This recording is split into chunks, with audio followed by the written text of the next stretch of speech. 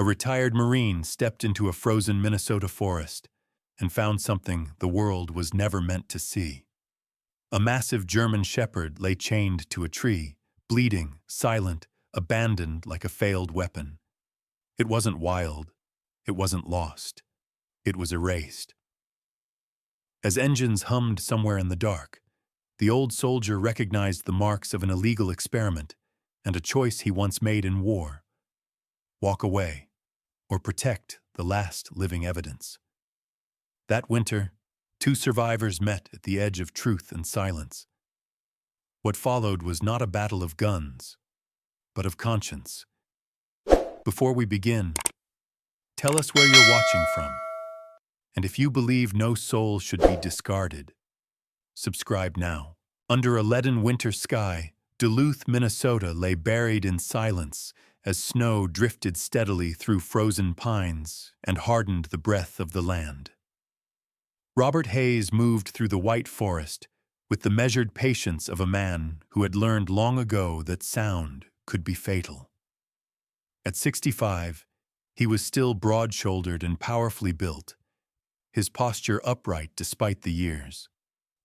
The muscles beneath his faded winter coat were dense and practical, shaped by decades of discipline rather than vanity. His hands were the first thing people noticed if they ever shook them, thick, scarred, and calloused, the kind of hands that had carried rifles, stretchers, and broken men. His face was sharply defined, weathered, with a square jaw dusted by a short gray beard he kept trimmed out of habit. Deep lines ran from his eyes to his temples, not from smiling often, but from squinting against sun glare, sandstorms, and smoke. His blue-gray eyes were steady and observant, reserved with strangers, respectful with those who earned it. War had not made him cruel, but it had made him careful. He trusted patterns, not promises. Robert had retired from the United States Marine Corps 8 years earlier, settling on the outskirts of Duluth in a modest cabin close enough to the forest that the wind carried pine scent through his windows at night. The city called him a veteran. He thought of himself simply as a man who had learned to stay alive. Even now, long after the last uniform was folded away, walking these woods each morning felt more natural than sleeping in. No one paid him to patrol the forest line. No one asked him to. He went because watching had once kept him breathing, and habits forged in war did not dissolve easily. That morning, something was wrong. The forest was too quiet. Snow usually softened sound, but it never erased it completely. There were always signs of life: the snap of a branch adjusting to weight, the distant call of a bird, the subtle scuttle beneath the snowpack. Today there was nothing. The air felt held, as though the forest itself was listening. Robert slowed, boots crunching deliberately against the frozen surface. His breath fogged, controlled, measured. He scanned the ground, and that was when he saw the first sign.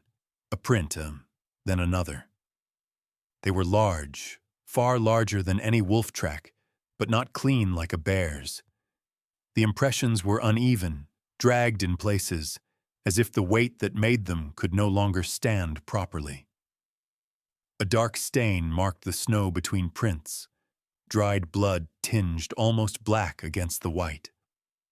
Robert crouched, fingers brushing the surface without pressing into it.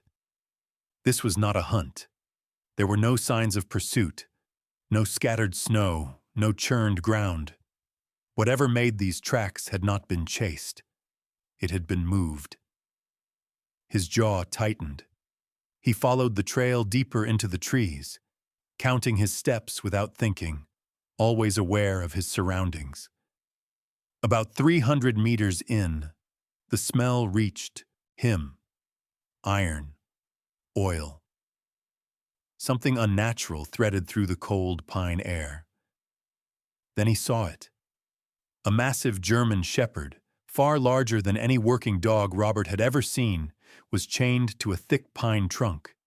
Its body slumped partially against the tree as if it had tried to stand and failed. Its fur was a heavy mix of dark gray and black, matted with snow and dried blood. The chest was broad and powerful, but every breath rose unevenly, labored, shallow. There was no growl when Robert stopped a few yards away. No bark. Only the steady, exhausted rhythm of breathing. Steel cables bit into the animal's limbs. Not rope, not leather. Military-grade restraint wire anchored with a hardened lock embedded at the base of the tree. The dog's eyes lifted slowly, amber and clouded with pain, but alert. Too alert. Not feral, not wild. There was intelligence there and something else Robert recognized immediately. Conditioning. He straightened slowly, heart pounding once, then settling. His gaze traced the restraints, and his stomach dropped. The locking mechanism was standard issue. He had secured prisoners with the same pattern decades earlier in deserts half a world away. Not often, never willingly. The memory came back sharp and unwelcome. Robert removed his gloves and tucked them into his coat pocket. The cold bit into his fingers, but he barely noticed. He had stood ungloved in worse. He stepped closer until the dog flinched slightly, muscles tightening despite exhaustion.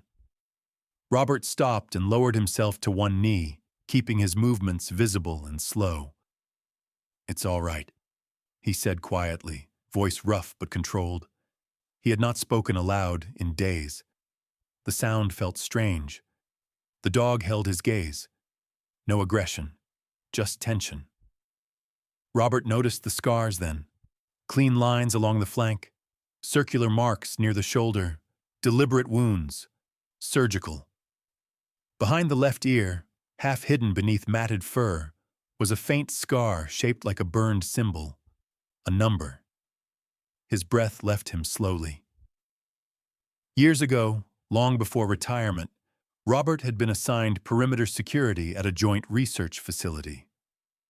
The project was classified well above his pay grade.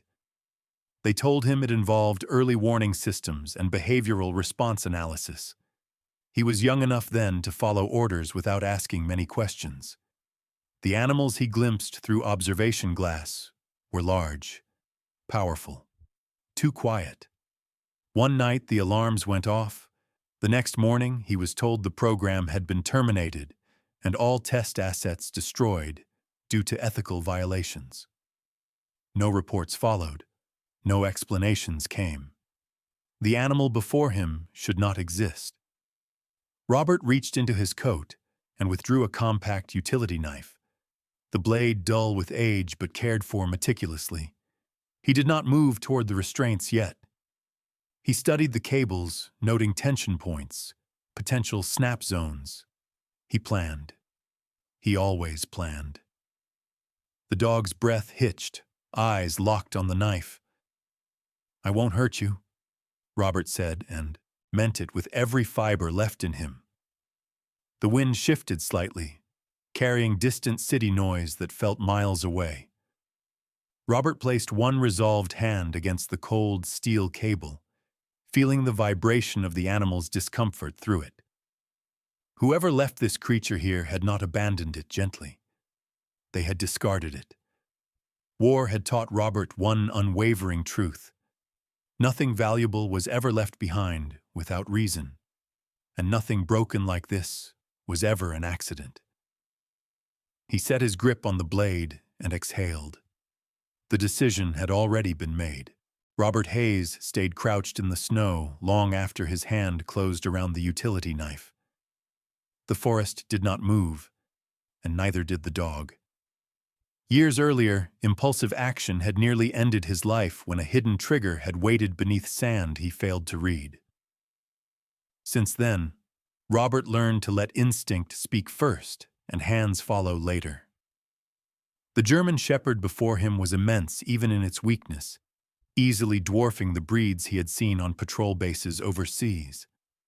Its ribcage expanded stiffly beneath matted fur, each breath uneven, as though the cold itself weighed on its lungs.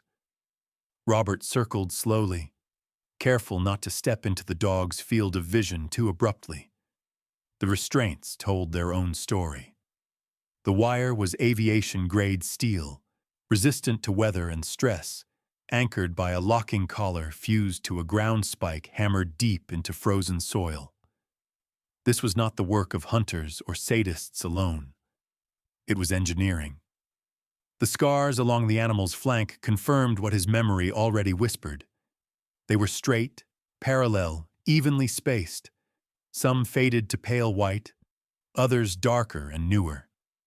Training incisions, exposure sites, monitoring ports. Robert swallowed as a face from decades ago surfaced in his mind. A civilian contractor named Mark Ellison, who had once walked him along a perimeter fence in Nevada, smiling nervously as he explained that the animals barely felt pain anymore. Mark had been thin and restless, early 40s, receding hairline hidden under a government-issued cap, fingers always tapping as if outrunning his own thoughts. 2 weeks later, the facility shut down, and Mark disappeared. No forwarding address, no tribunal, just silence. Robert knelt and spoke again, his voice lower this time, made steady by discipline rather than comfort. "Easy," he said, not expecting the animal to understand the word, only the tone. The dog's ears twitched slightly, torn near the edges as though someone had clipped sensors to them many times, then removed them without care. Its amber eyes tracked Robert's movements with quiet calculation. There was no pleading in that gaze, only endurance. That unsettled him more than fear would have. Robert tested tension on the outer cable with 2 fingers. The dog flinched, but did not growl, only turned its head away as if bracing for pain already familiar.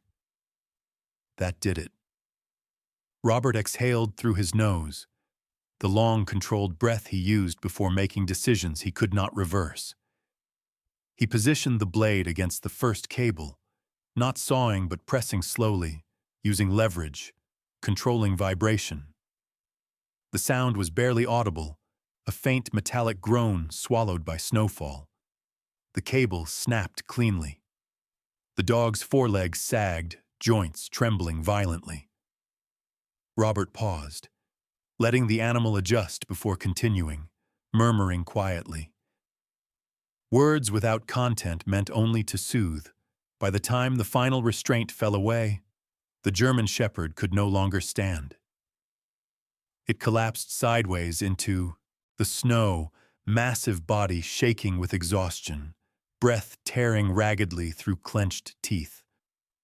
Robert moved fast then, shrugging out of his old marine jacket, the fabric stiff from age and winters endured, laying it carefully over the dog's exposed torso to conserve heat.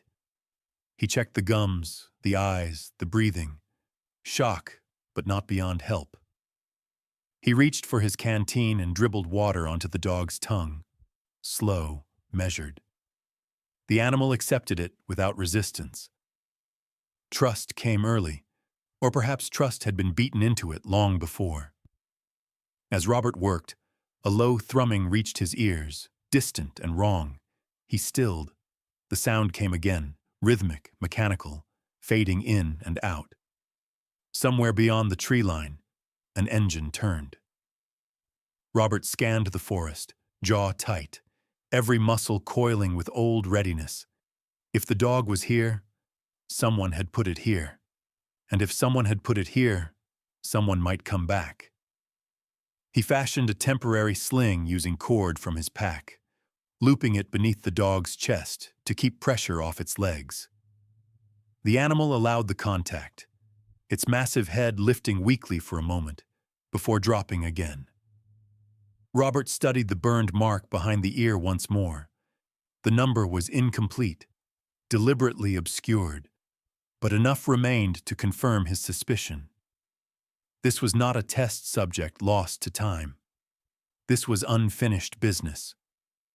Robert made a decision before doubt could root itself. He would move the dog at dusk, when light dropped low enough to hide tracks. His cabin sat less than 2 miles southeast, beyond a frozen ravine where signal reception died. A temporary refuge, nothing more. He did not name the dog yet. Naming implied permanence, and permanence was a luxury neither of them could afford tonight. As afternoon bled into late gray, Robert worked steadily, pausing whenever the animal's breathing faltered, speaking softly, grounding himself as much as the dog. For the first time since retirement, the familiar weight of responsibility settled fully across his shoulders. Not the responsibility of command or orders, but the older one that preceded uniform and rank. The responsibility to refuse quiet participation in harm. Near sunset, snow stopped falling. Silence thickened again, unnatural in its completeness. Robert tightened his grip on the sling and began to pull, step by careful step, toward deeper cover. Behind them, far beyond human hearing, something metallic clicked shut. Robert did not hear it, but the forest did. And whatever had never been destroyed had begun to stir again. The forest changed first. Not dramatically, not in ways a casual walker might notice, but Robert Hayes felt it immediately. 2 days after bringing the dog closer to shelter, the silence no longer felt empty. It felt organized. Snow still lay heavy on the branches, but beneath that stillness were interruptions that did not belong. Tire marks appeared where no maintenance road had existed, the treads partially brushed away with deliberate care. At night, faint pulses of pale red light glanced off the distant tree line, gone before the eye could fully register them. Robert's old radio, which usually caught nothing but weather chatter, spat bursts of static at irregular intervals, as if something nearby was drowning out civilian frequencies. The dog reacted before Robert ever confirmed his suspicions. He had finally named him Shadow, not because of sentiment, but because the animal moved with a trained instinct for concealment. Massive body learned to lower itself without sound, pause, adjusting weight automatically. Shadow was enormous, standing nearly as tall as a small horse when steadying himself on his forelegs, but weakened muscle gave him a lopsided gait. His fur had begun to clean as Robert tended him, revealing deep charcoal and ash patterns beneath the blood and grime. His eyes remained alert at all times, pupils narrowing whenever metal clinked or electronics hummed faintly in the distance. He did not tremble at wolves or storms. He tensed at structure, rhythm, and order. That told Robert everything. The animal had not been trained for survival in wild places alone. He had been trained for human environments that required obedience, violence, and restraint. Robert adjusted his routines, steps slower, windows blacked out at dusk. He had avoided his nearest neighbor entirely, not out of distrust, but necessity. Sarah Whitman lived half a mile down the ridge in a weather-beaten farmhouse with sagging eaves and a stubborn porch light that she fixed every winter. She was in her early 40s, tall and lean from decades of manual work, with auburn hair usually pulled into a rough braid that slipped loose by midday. Her skin carried the even tone of someone accustomed to cold and sun alike. Sarah had kind eyes, but a guarded way of speaking, the sort that came from losing her husband in a logging accident 6 years earlier. She volunteered at the local animal shelter once a week and baked bread every Sunday out of habit more than joy. Robert respected her silence and stayed clear of her line of sight, knowing that good people could still become conduits for danger without trying to. On the second night, headlights appeared where the old service trail curved into the basin.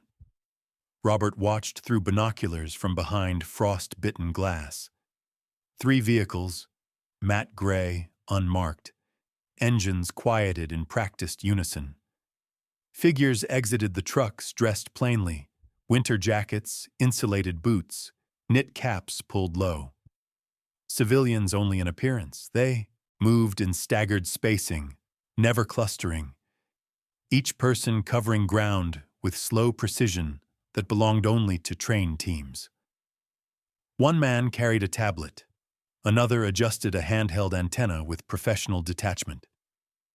Robert counted 5, maybe more beyond his visual range. Shadow let out a low sound from deep in his chest, more vibration than growl. Robert guided him back into Shadow just as one of the men stepped closer into view. He was middle-aged, early 50s perhaps, with sharp cheekbones and closely trimmed dark hair flecked with gray. A narrow beard framed a mouth that held no softness. His movements were efficient, economical. This was not simply a field operative. This was someone accustomed to command. He scanned the tree line with eyes that never lingered, logging angles and distances rather than details. When he spoke, his voice carried evenly through the cold. The animal you removed does not belong here. It is not wildlife. Robert did not reveal himself immediately. He studied the man's posture, the subtle way he placed his feet to maintain balance on ice. This was someone shaped by operations, not interviews. Finally, Robert stepped forward into partial light, hands visible, posture straight. The man's eyes locked onto him, narrowing just slightly, recalibrating threat assessment. "It's alive," Robert said evenly. The man did not answer that. "It is classified material under private contract," he replied. "Its existence creates risk." Robert tilted his head slowly, measured. "Then explain why your material was chained to a tree and left to die." For the first time, a flicker crossed the man's face. Not anger. Calculation interrupted. Silence stretched. No one spoke. The team behind him adjusted their spacing subtly, hands near their coats but not reaching inside. They were evaluating Robert not as an old man, but as an unknown variable. The man finally exhaled, breath clouding faintly. "That is not your concern," he said. "That's where you're wrong," Robert replied. His voice did not rise. It never needed to. Any system that discards living things becomes everyone's concern eventually. The man regarded him for a long moment, eyes sharpening, then shifted his weight back. "You are interfering with a recovery operation. I suggest you step aside." Robert did not step aside. Instead, he glanced back once toward the darkened cabin where Shadow lay hidden, then returned his gaze calmly. "You lose him once," Robert said quietly. "That tells me you're not as in control as you pretend." The man smiled thinly. It was not a friendly expression. "People like you misunderstand how control works," he replied. "Witnesses age. Evidence fades." That was when Robert understood fully. This was not a retrieval mission meant to correct an ethical failure. This was an extraction meant to erase one. And systems like this did not negotiate. They waited. They expanded. They suffocated. The man stepped back, raising a gloved hand in a brief signal.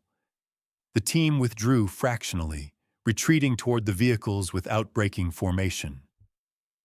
"We will return," the man said calmly, "with authorization in place." As engines started again and headlights swept away, Shadow released a low, strained breath he had been holding. Robert remained where he stood long after the trucks vanished into the trees. The forest did not resume its natural rhythm. It held its breath with him. Robert closed his eyes briefly and made a final internal inventory. He was a civilian now. He had no command structure, no uniform, no cover. But he had something the men in those trucks lacked. He had learned, painfully, what happened when systems went unquestioned. He turned toward the cabin, shoulders settling under quiet resolve. If they came back, they would not come to help. And Robert Hayes would not let Shadow vanish into silence again. The abandoned mine lay hidden beneath a fold of rock and frozen brush, invisible unless you knew where to look. Robert Hayes did. 32 years earlier, during a winter survival exercise designed to break younger Marines, he had spent 3 nights inside its narrow entrance with nothing but a thermal blanket and a cracked radio. Back then, the mine had been a test of endurance. Tonight, it was shelter. The cold bit sharper as Robert guided Shadow through the concealed opening, the dog's massive frame reduced to careful, limping steps. Inside, the air smelled of stone, rust, and old water. Darkness settled quickly, thick and absolute, broken only when Robert lit a small lantern salvaged from his pack. Its warm glow revealed rough walls scarred by iron tools long gone, and a floor worn smooth by time. Shadow collapsed almost immediately, muscle folding beneath his weight. Up close, the damage was worse than Robert had allowed himself to acknowledge. The dog was enormous, bred for power, but now that strength showed in strained outlines rather than dominance. His shoulders trembled as he breathed, ribs flexing under dark fur that hid inflammation and scar tissue. His age was difficult to measure. His body suggested prime years, but his eyes carried exhaustion beyond mere injury. Robert knelt beside him, movement steady, purpose-driven. He removed bandages, antiseptic wipes, and a small roll of gauze, tools he had once used on men in worse places. As he cleaned the wounds, Shadow did not flinch away. His jaw clenched, breath shuddered, but he remained still. Pain was not new to him. Robert worked methodically, speaking occasionally, voice low, grounding both of them. The scars told a story clearer than any report ever could. Some wounds had healed poorly, reopened, then sealed again, suggesting cycles of testing without regard for recovery. Others were clean, surgical, likely the result of implanted devices now removed, leaving nothing but hardened scar lines beneath the skin. "They built you to endure," Robert murmured, not in pity but recognition. Shadow shifted slightly at the sound, ears flicking, as if the tone mattered more than the words. Hours passed like that, the work repetitive but purposeful. When Robert finally sat back against the cold stone wall, exhaustion settled into his bones. He realized then that Shadow was watching him, eyes never wandering far, tracking every movement with subdued intensity. It reminded Robert of something he had rarely spoken of, the nights after firefights when young Marines would sit in silence, alert even in supposed safety, unable to unclench from learned vigilance. War did not always end when the shooting stopped. Sometimes it simply changed shape. As the dog rested, Robert reflected on the man he had been decades ago, rigid in belief, obedient by design. There had been a moment during his second deployment when a convoy order had come late and wrong, sending 2 vehicles down a road flagged, unofficially as compromised. Robert had questioned it, quietly. The response had been curt: "Follow protocol." 2 men never came back. After that, Robert learned the subtle language of dissent within obedience, when to pause, when to hesitate, when to refuse. That instinct guided him now more than any rule ever could. The lantern flickered as the wind shifted outside. Footsteps did not follow, but tension lingered like static in Robert's chest. He knew they would not rush the mine. Organizations like the one hunting Shadow preferred containment over chaos. They waited, they observed, They built certainty before acting. That certainty depended on isolation. Robert would not allow that luxury. He pulled out a folded piece of paper from his coat pocket, edges worn thin. It held a phone number scrawled years ago in grease pencil. Sarah Whitman's handwriting had been precise but gentle, a product of someone used to careful work with animals and people alike. He hesitated, then slid the paper back. Not yet. Once involved, there would be no retreat. When Robert finally slept, it was shallow but real. No sudden wake-ups drenched in sweat. No phantom explosions behind his eyes. For the first time in years, his dreams held only quiet darkness. Shadow slept too, breath deepening, body easing slightly as pain dulled under care. When he stirred, a low sound escaped his chest.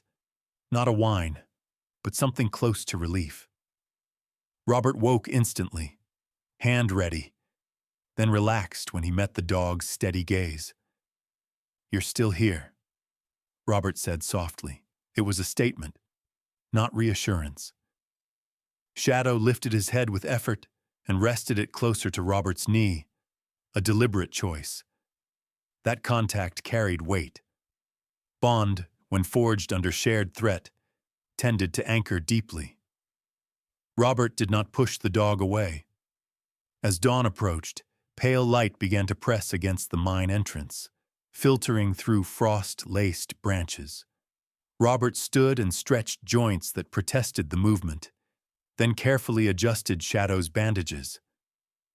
The dog would not be able to move far today. Neither would Robert. That was acceptable. He had learned patience the hard way. They would wait. They would listen. And when the time came, Robert would choose action not because of orders or fear, but because walking away was no longer an option. He glanced once more at the scars along Shadow's flank, at the evidence carved into flesh, and felt something settle within him with quiet certainty. This was no longer about hiding. It was about bearing witness. And Robert Hayes, veteran of too many forgotten wars, had decided that this time, the truth would not be buried in stone. The decision Robert Hayes made in the mine was not dramatic. It did not arrive with urgency or anger. It settled slowly, like frost hardening over clear water. He understood then that hiding Shadow indefinitely would only delay what was inevitable. Systems did not forget. They adapted, and if he chose silence, Shadow's existence would be erased quietly, just as so many others had been erased before. Robert had lived long enough to know that survival alone was not victory. Truth was. He waited 3 days, long enough for Shadow to stabilize, long enough to confirm that the search teams were still circling rather than advancing. On the 4th morning, Robert left the mine briefly, moving before dawn along routes that avoided line of sight from any high ground. He drove into town in his old pickup, a white vehicle scarred by rust ribbons and chipped paint, the kind no one ever looked at twice. His destination was not a police station. It was the back room of a hardware store near the grain silos, where veterans still gathered out of habit rather than purpose. The first man he spoke to was Thomas Keene, a former Army logistics officer in his early 70s, tall but bent at the shoulders, white hair cut short, jaw still firm despite age. Thomas had always been quiet, methodical, the kind of man who cataloged wrongs instead of forgetting them. Years earlier, Thomas had signed off on transport manifests he was later told never existed. When Robert mentioned the project name softly, Thomas's reaction was minimal, but his eyes sharpened in a way Robert recognized. Recognition, not shock. Next came Ellen Rowe, one of the few civilians ever embedded with their perimeter crews. She was in her late 60s now, broad-hipped, strong-backed, silver hair worn loose around a lined but determined face. Ellen had been a veterinary behavior specialist, recruited to optimize performance metrics. She had resigned after a closed-door review and never spoken publicly again. When Robert mentioned a German shepherd with numbered burn marks, her hands trembled once, then steadied. "They promised termination," she said quietly. "They promised it all ended." Piece by piece, the past took shape. Not quickly, not cleanly. Robert never asked for confessions, only confirmation. Files existed, transfers, shell contracts. A private research arm absorbed what the military officially abandoned. Asset recovery teams replaced containment units. And Shadow was not the only one. He was simply the one who survived long enough to be seen. The name of the journalist came from Ellen.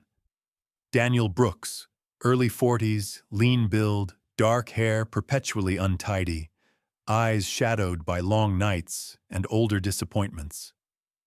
Daniel had once covered City Hall corruption until budget cuts pushed him toward quieter beats.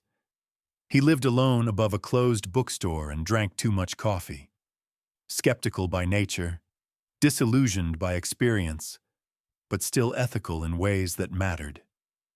Robert met him after dark, not with documents, but with witnesses. When Daniel heard Ellen speak and watched Thomas silently slide a redacted manifest across the table, disbelief gave way to focus. He did not promise publication. He promised verification. That was enough. The weeks that followed moved at a pace Robert trusted.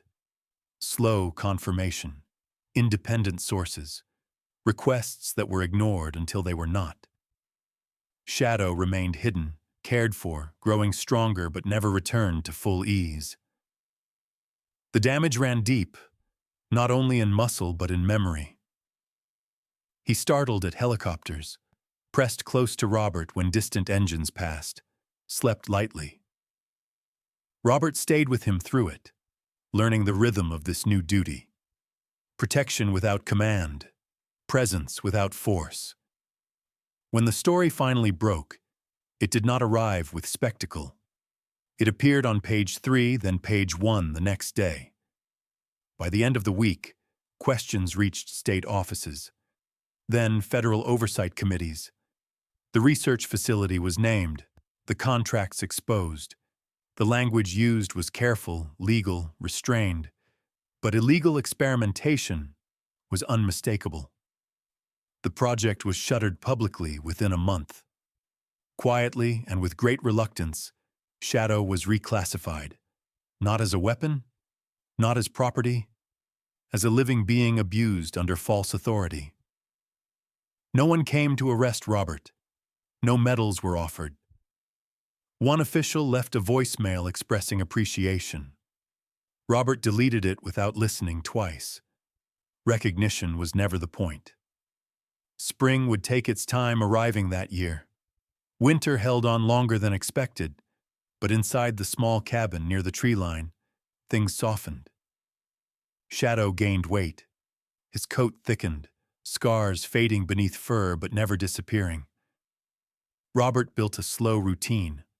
Morning walks, evening fires, silence that no longer carried threat.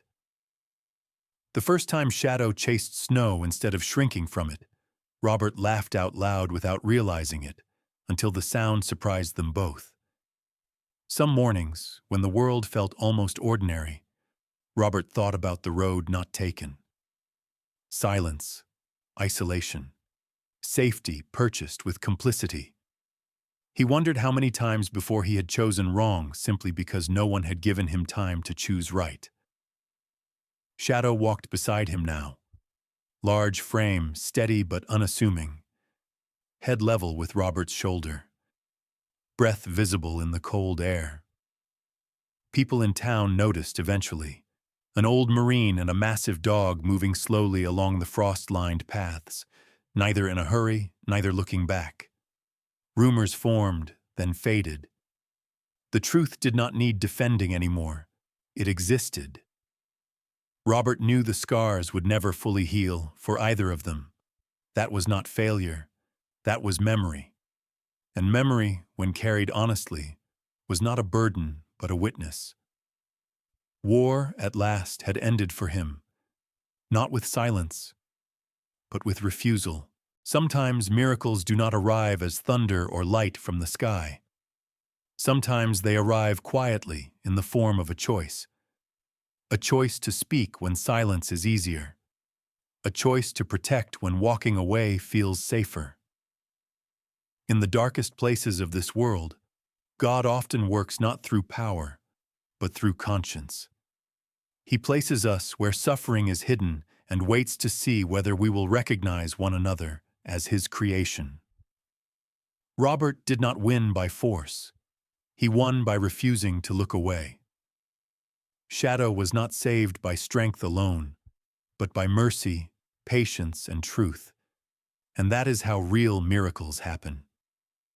Scripture reminds us that light shines brightest in darkness, and that what is hidden will one day be revealed. When we choose compassion over convenience, we become instruments of God's quiet grace. In our daily lives, we may never face what Robert faced, but we all encounter moments that test our hearts. A neighbor in need, an animal without a voice, a truth that feels uncomfortable. God does not ask us to be fearless. He asks us to be faithful, to stand when it matters, to care even when no one is watching. If this story touched you, please share it with someone who might need hope tonight. Leave a comment and tell us where you are watching from and what this story reminded you of. And if you believe, as we do, in stories that heal and restore faith in humanity, please subscribe to this channel so we can continue sharing them with you. May God watch over you and your loved ones. May He grant you peace in your struggles, courage in your choices, and compassion in your heart. And may His quiet miracles find you exactly where you are.